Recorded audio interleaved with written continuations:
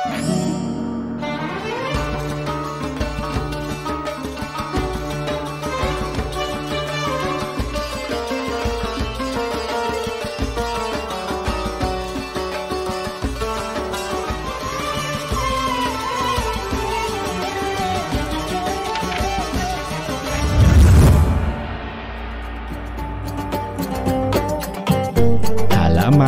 15.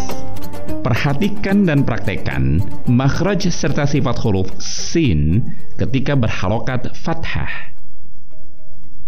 Sa, za'asa, zarasa, sakhadha, hasada, sakhotha, jazaro, sabata, dharasa, sakhadha, zahada, sajatha, abata, sajahakho, dadharoza, sa.